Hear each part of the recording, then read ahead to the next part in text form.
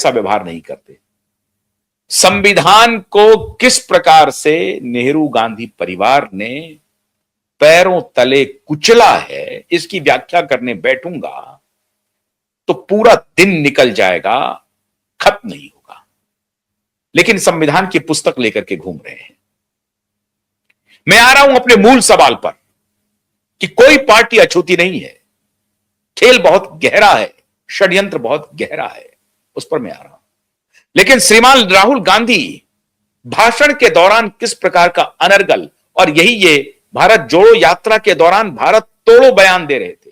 पत्रकारों को पूछ रहे थे, आप में से ओबीसी कौन है, आप में से दलित कौन है, आप में से एसटी कौन है, एससी कौन है, माइनॉरिटी कौन है।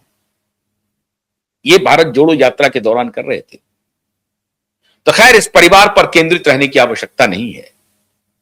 इस परिवार के बारे में मेरे मन में कोई इलविल नहीं है, लेकिन जो साक्ष्य है वो तो आपके सामने है। नेहरू जी भी प्रधानमंत्री, इंदिरा जी भी प्रधानमंत्री, राजीव जी भी प्रधानमंत्री, अब राहुल जी प्रधानमंत्री की रेस में हैं। मनरेगा का कोई आदमी प्रधानमंत्री की रेस में नहीं है। तो माननीय राहुल गांधी जी, ये चिंतन और चिंता दोनों का विषय है आपके लिए। तो ये मैं आप पर छोड़ रहा हूं, आपकी बुद्धिमत्ता पर छोड़ रहा हूं, आपके विवेक पर छोड़ रहा हूं कि आप इसका आकलन करें, आप इसकी पड़ताल करें, जांचें, परखें, अपनी आत्मा से पूछें कि जो आप कह रहे हैं उसे कहने में आपके होठ क्यों नहीं कांपे। सार्वजनिक जीवन में कम से कम शुचिता की राजनीति करने वाले को यह बात बोलनी चाहिए और कहनी चाहिए। उनका आचरण और उनकी कथनी में साम्य होना चाहिए। आपके आचरण और कथनी में साम्य नहीं है, इसलिए मैं आपके विवेक पर छोड़ता हूं। यह प्रश्न आपके लिए है। मेरी कोई इच्छा नहीं है कि मैं आपकी आलोचना पर वक्त जाया करूं, बिल्कुल नहीं मेरी इच्छा है। लेकिन आप एक राजनीतिक पार्टी के जिम्मेदार पद पर बैठे हुए व्यक्ति हैं, वो इस तरह की भाषा बोल रहे हैं और अपनी मां का ही इलाज सर गंगाराम हॉस्पिटल में करवा रहे हैं। पता नहीं वो वहां कौन सा दलित, कौन सा ओबीसी, कौन सा एससी एसटी उनका इलाज कर रहा है, मुझे नहीं मालूम। लोग तो चर्चा करते हैं कि जो चैंपियन हुआ करते थे सामाजिक न्याय के श्री रामविलास जी पासवान, वो एम्स में जाकर के, चर्चा है, मैं जिन कंफर्म नहीं कर रहा हूं, कि एम्स में वो कहते थे कि कोई रिजर्वेशन वाला डॉक्टर मत लाओ। सवाल रिजर्वेशन नॉन रिजर्वेशन का नहीं है। मैं आरक्षण के संपूर्ण पक्ष में हूं, लेकिन आरक्षण के डॉक्टर अंबेडकर के दर्शन के अनुरूप ही पक्ष में हूं और उतने ही सीमा तक पक्ष में हूं। अब आप कहेंगे कि मैं जाति से कुछ हूं इसलिए मैं ऐसा बोल रहा हूं, बिल्कुल नहीं, ऐसा मेरा आचरण नहीं है। लेकिन सत्य कहने में अगर मुझे इसकी तोहमत झेलनी भी पड़े तो मैं झेलने के लिए तैयार हूं, मैं आलोचना झेलने के लिए भी तैयार हूं, लेकिन असत्य नहीं कहूं इस डर से, ऐसा हो नहीं सकता। यह हमारी पेशा इजाजत नहीं देती। तो सत्य क्या है मित्रों? सत्य सुनिए, यह बात हो नहीं सकती इतना कठोर कानून बन जाए। संसदीय कमेटी, बड़ी चर्चा हो गई है, आप सबको मालूम है, मैं फिर दोबारा रीइटरेट कर रहा हूं।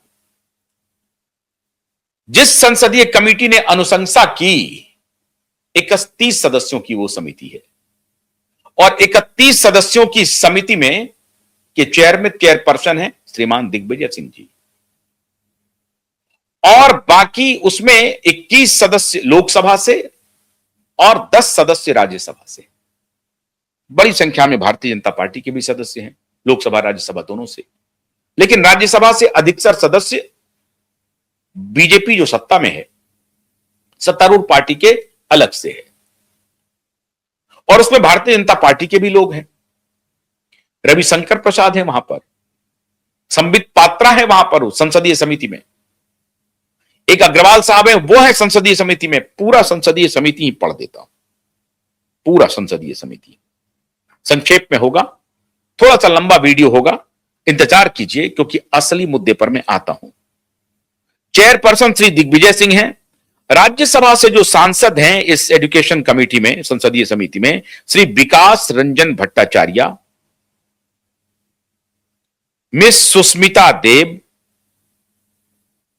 सिकंदर कुमार, श्रीमती सुनेत्रा अजित पवार, श्रीमती रेखा शर्मा, डॉक्टर भीम सिंह, श्री हरभजन सिंह, श्री घनश्याम तिवारी, श्रीमती संगीता यादव।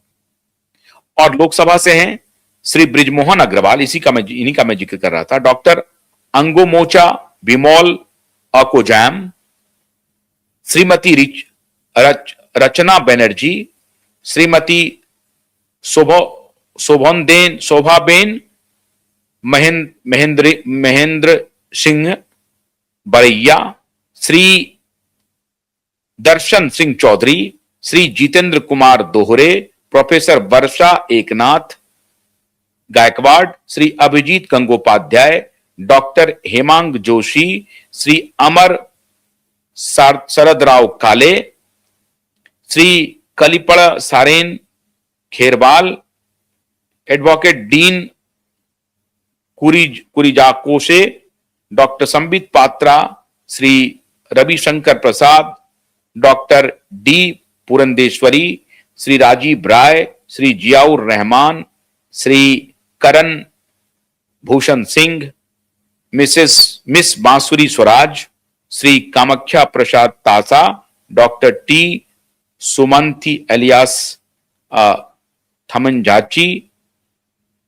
थंगा पांडेयन, इतने लोग हैं इस पार्लियामेंट्री कमेटी के मेंबर।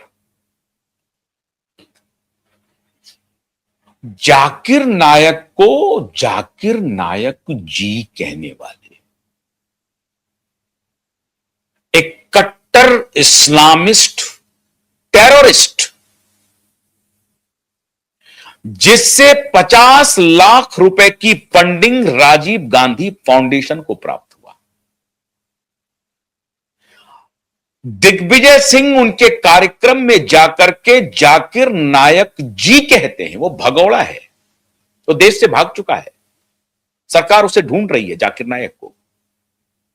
जाकिर नायक अभी मलेशिया में है, इंडोनेशिया में है, कहां है पता नहीं है, लेकिन जाकिर नायक को जाकिर नायक जी कह रहे हैं। और उन्होंने 50 लाख रुपए राजीव गांधी फाउंडेशन को दिया। जब बात बहुत बढ़ गई तो इन्होंने पैसे वापस किए एक टेररिस्ट ऑर्गेनाइजेशन को। सीआईए कुछ काम कर रही है, मैंने इसके पहले भी आपको बताया है। हमारी संसद कॉम्प्रोमाइज्ड है, और आज से नहीं, जमाने से। मोरारजी भाई के ऊपर आरोप लगा था, मोरारजी भाई के ऊपर, मोरारजी भाई प्रधानमंत्री थे इस देश के, उनके ऊपर आरोप लगा था। रॉ के बारे में कहा जाता है, यह मोरारजी भाई का कहना था कि रॉ जो बना था, रिसर्च एंड एनालिसिस विंग, यह इसलिए बना था क्योंकि इंदिरा गांधी स्पाइंग कराना चाहती थी। उनके खिलाफ कोई षड्यंत्र तो नहीं रच रहा है।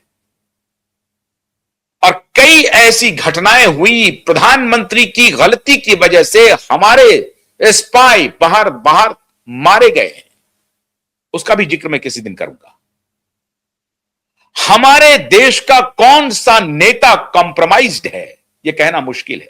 मैंने जिस बात का जिक्र कार्यक्रम के शुरू में किया था कि अमेरिका में बहुत सारी जगहों पे मैप है भारत का, एक एक गांव का, एक एक ब्लॉक का, एक एक जिले का मैप है।